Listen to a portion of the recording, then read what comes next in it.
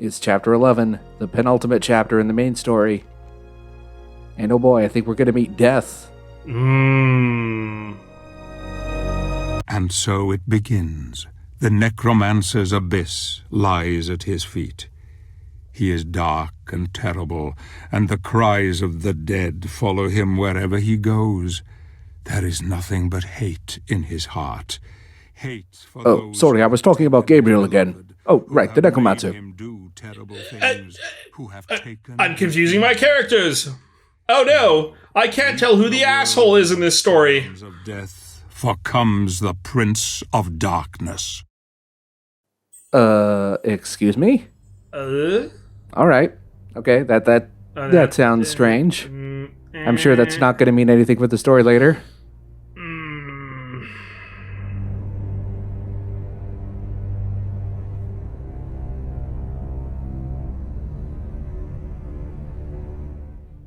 So, welcome to our lovely little town of the Necromancer's Abyss. As you can see here, this is what we like to call the Ominous Mountain. On the other side is the Dead and Breakfast. You'll find the gift shop just around the corner.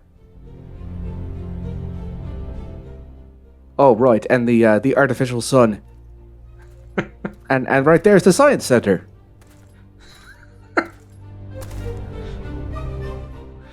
Be sure to visit the pub. So, welcome to the Necromancer's Abyss.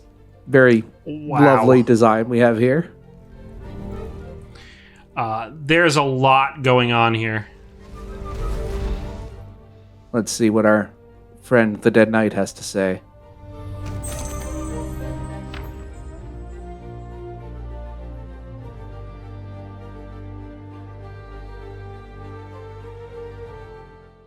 The 4th week of the month of the Virgin, the shadow will be powerful than the light, and path the abyss will be revealed. I suspect that's a period joke, but okay. Time has been frozen here. Oh. We're gonna have to do something about that. But first of all, we got another collectible to get. It's the second last shadow gem in the game. So this is an artificial eclipse generator. So he said the month of the Virgin. That's Virgo. Oh. So that's the sign for Virgo. Who in the world is going to know this? And he mentioned the 24th. So we'll change the date here to the 24th under the sign of Virgo. That's my zodiac sign. Okay, that is actually a number. Okay. And this next one is a little harder to figure out. And then we have to change the phase of the moon. We're looking for a total eclipse. And that creates an artificial lunar eclipse. Sorry, a solar eclipse. Oh my god. Okay, I'll give them credit for that one. That was clever. Yeah, I definitely got stuck on that one for a while in my first playthrough.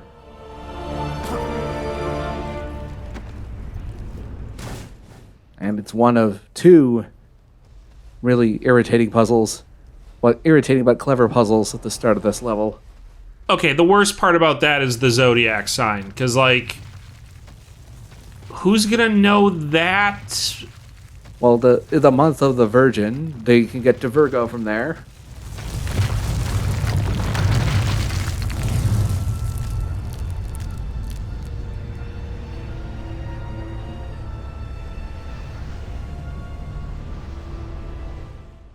All right, now this one is really, really tricky. You have to follow that blue path. See what the hint scroll has to say.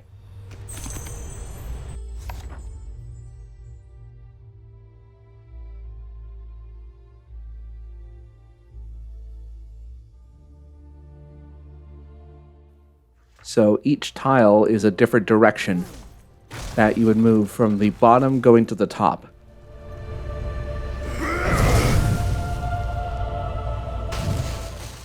So if we start this here, it doesn't really do anything. So you start at the bottom, Okay. So each of these directions, represents a different cardinal. Each of these colors represents a different cardinal direction. Okay. So brown is up, orange is right.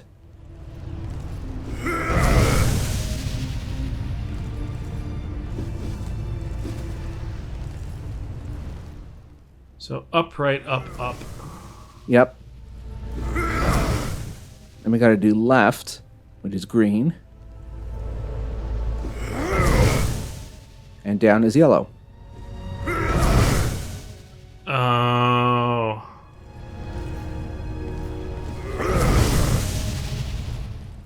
There's actually some very interesting concept art about this.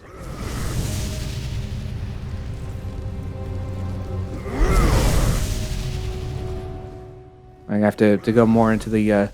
so this is the last proper level in the game. I should go into a little more detail later on about some of the more technical behind-the-scenes stuff that I was able to dig up. I kind of like this. Yeah, it can be pretty irritating just because of the hitbox of the Dark Gauntlet, but again, it's a neat idea. Yeah, cool concept, cool execution. A nice little treat at the end of the game. Maybe a little frustrating. Really irritating when you replay this level, though.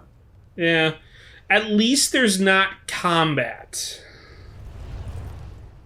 Yet, I would assume. Yet. Yeah.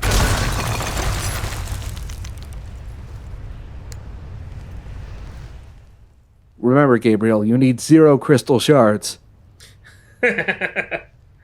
So we got these teleportation grids here, because this is the Devil May Cry 1 influence really coming in. This definitely reminds me of Mundus' lair. Anyway, here's a new enemy. It's the Reaper. Reapers are very easy to kill.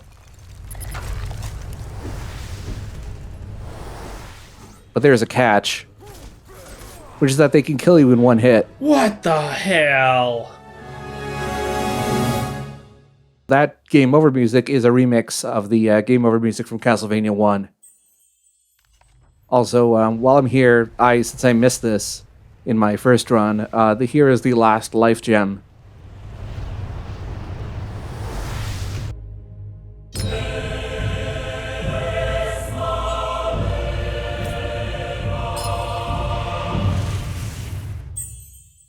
And now we have a full health bar. Hooray!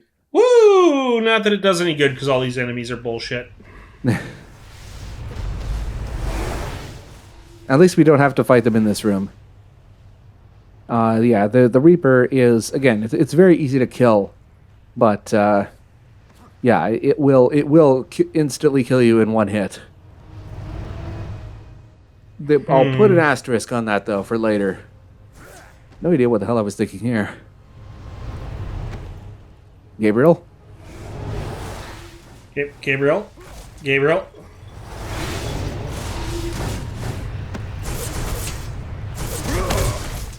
Why did I leave this in? Gabriel? It's Groundhog's Day! Don't get close to the Reaper, Gabriel. Did you not hear the whole thing about dying in one hit? So this is something that unfortunately this level does a lot. It insists on doing this flyover shot. And what in the world? It does this every time you go into one of these portals, and unlike almost every other cutscene in the game, it cannot be skipped. Oh. Like each of these flyovers, every time you do it, you cannot skip it. They were very impressed by themselves, you know.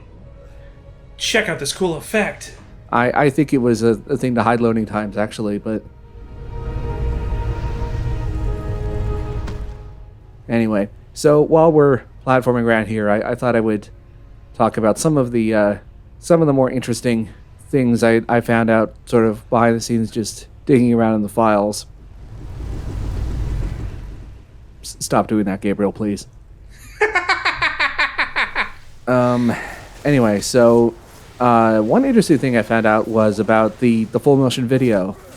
So this game, like a lot of AAA games, it uses an expensive video codec to make sure that nobody can rip the files and just post them on the internet or whatever. So this game uses Bink Video. Okay.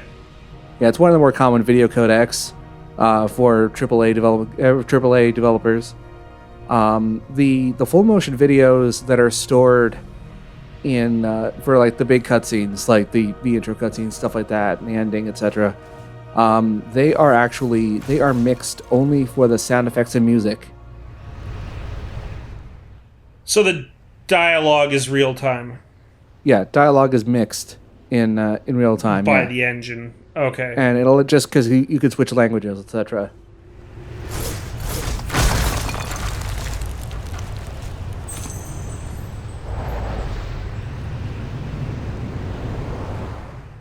And this is a necromancer. This is a repeated boss fight. You'll see several times. And now we're gonna get the actual last major power aside from Ultimate Shadow, which I'm saving for later. This is the upward guillotine. Ooh. So the necromancer is pretty difficult. Lots of fast and powerful attacks. And it also has an interesting but very annoying gimmick in that, well, at least this first one will throw zombies onto the ground. Now, it throws zombies out of the ground, but it's actually taking like a piece of its soul out in order to summon the zombies. So any zombies that you destroy, it will actually take out of the necromancer's HP. And any zombies you fail to destroy, it absorbs back into itself. Ooh.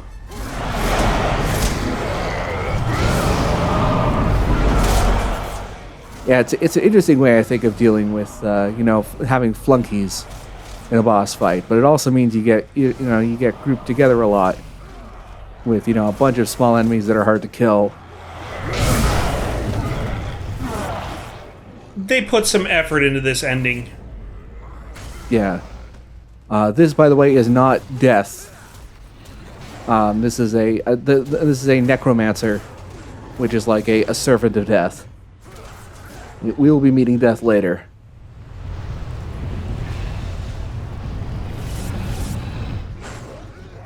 QTE. Oh.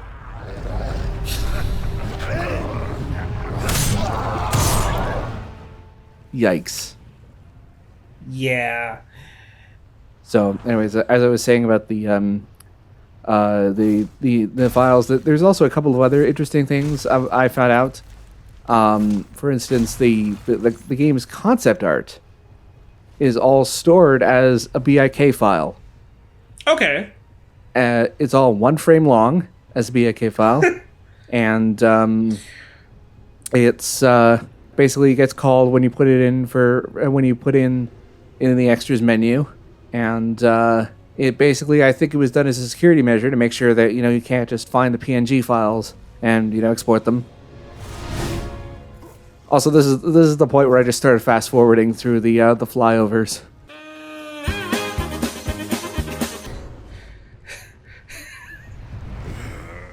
I do not blame you. And I'm trying to think about what else. Oh yes, the illustrations, like those illustrations you see in the travel books. Those are also stored as BIK files. They are chroma keyed. Oh, okay. Yeah, they're chroma keyed BIK files. They are. Yes, they are chroma keyed BIK files. They're like, if you see them normally, they're just like basically a green blobby mess. But if you put it through, like say Adobe Premiere, if you can export it, it's you can use the green screen technology to see that you can sort of see the outlines, and that essentially gets called through as a video file texture onto the book to make it look like it was handwritten. I wondered how they did that. Yeah, there are also references to, like there's another Easter egg that was removed from the PC version, which we'll be seeing much later.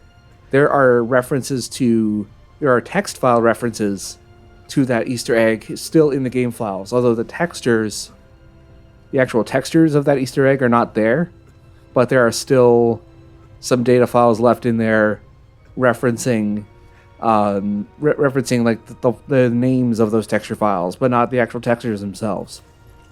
Makes sense.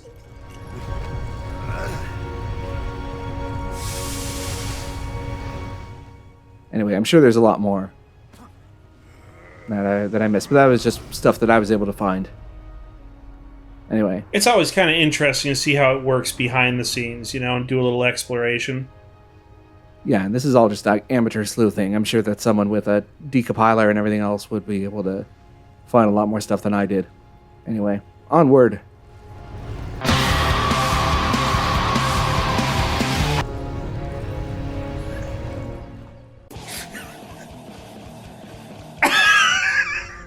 At this point, I just wanted it to end, and I kind of went crazy with my music choices. Level might be a bit long, would be Yes. the note that I would be giving designers. Yeah, this video is already 25 minutes after the fast forwarding. Yeah, this is, I think, the last remaining Shadow Magic gem that I'm picking up here, if memory serves.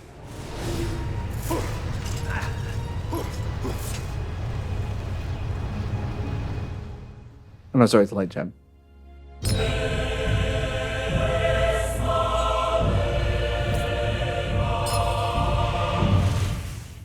I'm gonna miss that musical cue. It's not in Lords of Shadow 2. They took it out. Aww! I know. It's one of the worst things about Lords of Shadow 2.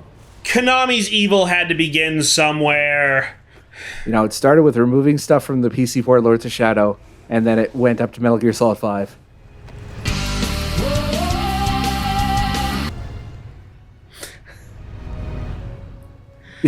What, did you recognize that one?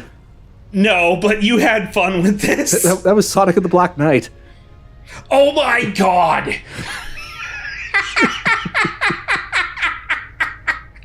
And I it's been a while since I edited that one, but I think one of the early ones was from like the second season of Death Note. I just basically did yeah. Basically, I did like anything that was loud, abrasive, or like metal screams, things like that.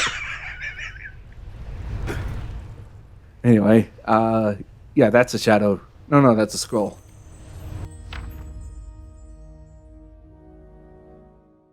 This is the other Portal reference. This one actually works, I think, because it's not the name. It's not the name of a company, but rather a concept called Aperture Magic. But it still works as a Portal reference. I like this one. This is way better than the "cake is a lie" joke from the from an earlier video, which is one of the scrolls that I missed, but I ended up posting it in the thread. And if I didn't, oh my god! And if I didn't, I need to post it in the thread, or maybe I'll just put it in the video, because that is quite the that is a much worse reference than the Aperture Magic one.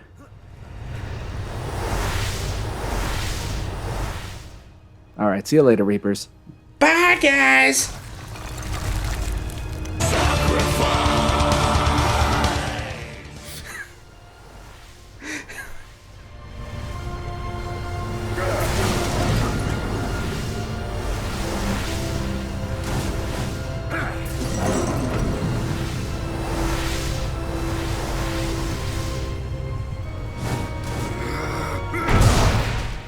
Alright, so I mentioned that there was an asterisk when it came to the one-hit kills on the Reapers.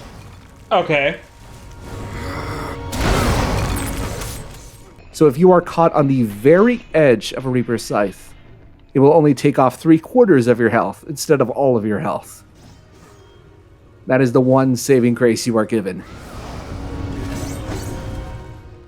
It is a very small hitbox.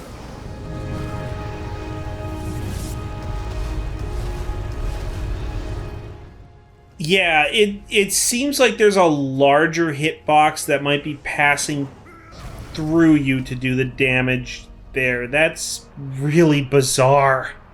Yeah, like it does seem like there's an intended saving grace. Like if you're only like slightly graced by the edge of the scythe. Yeah. You should know that one. I think I do, yeah. Yeah, Collective Consciousness from Metal Gear Rising.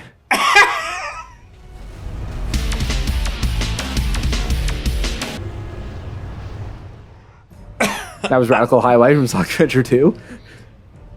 Had entirely too much fun with this. Yeah. I may have gone a little crazy during the editing in this. You know, I did a lot of shit post editing during our Let's Play of Gun, which is not in the Something Awful archives, but you know, search my channel, you'll find it. I decided to bring some of that back for this level because it gets too repetitive otherwise. It does seem a bit on the long side. Yeah, like the art style is breathtaking and original. You know, it brings back a lot of memories of Devil May Cry, for example. Definitely the ending portions. But yeah, it does drag in parts. Also, I kind of destroyed the Necromancer here a little too fast to point it out, but he has a phase where it's similar to the one with the zombies, but instead he uses Reapers. Oh no. Yeah, it's really bad. But it works the same way, where he takes a bit out of his HP to summon the Reapers.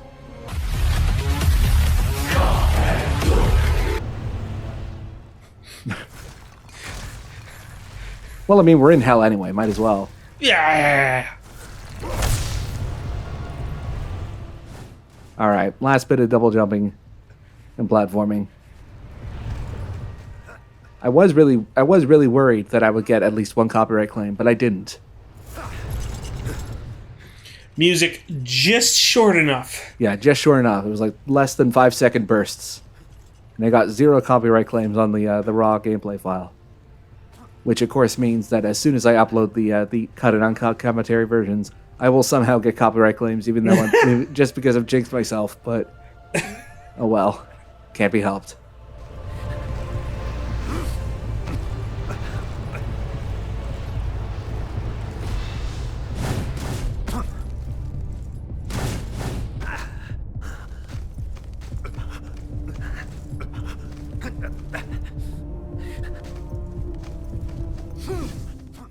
I really like the unintentional way that the low health heartbeat adds to the atmosphere in this part of the level.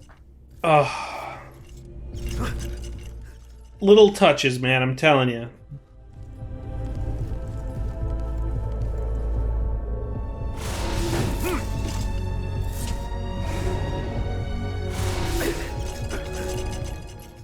And I will admit, because this is the last level, they really do go all out with the platforming here. Mm-hmm.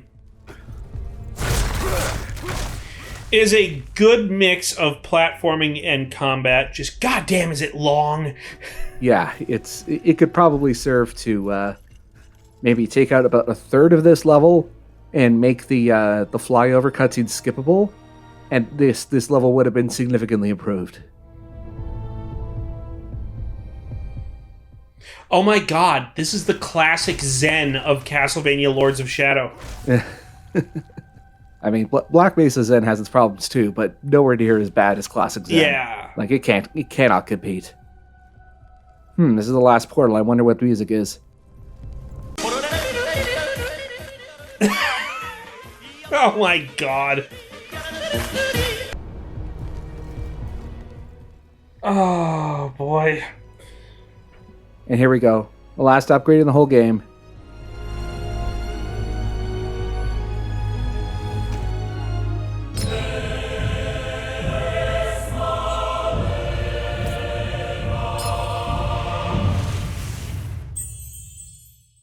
So long, power-up music. You served your country well. Moment of silence for the moments of silence. And at long last, this level comes to an end. Okay, first we gotta refill our health, and then the level comes to an end. And as I pointed out before, I got the health upgrade on a second run, so when we do the next level, I will have the full health bar.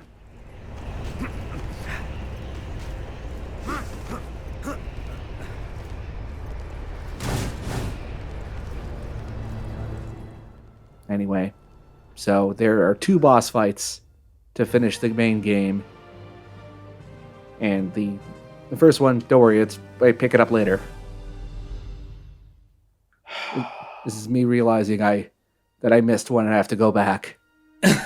Whoops. And dreading the replay. This is why the music's in there, by the way, not because the level's long, because he had to replay it. And yes, the next boss fight is the Dracolich. The Dracolich. Now, I did mention several videos ago that there was one boss fight whose name was just a direct rip from Dungeons and Dragons. It's the Dracolich. It's the Dracolich. Which, can't remember exactly. I think, it's from Forgotten Realms. Yes. I believe you're right. And it does, looking from the picture here that I'm seeing, yeah, it looks pretty similar to how it is in Forgotten Realms in D&D 5e. Anyway, that's going to be next video. Perfect.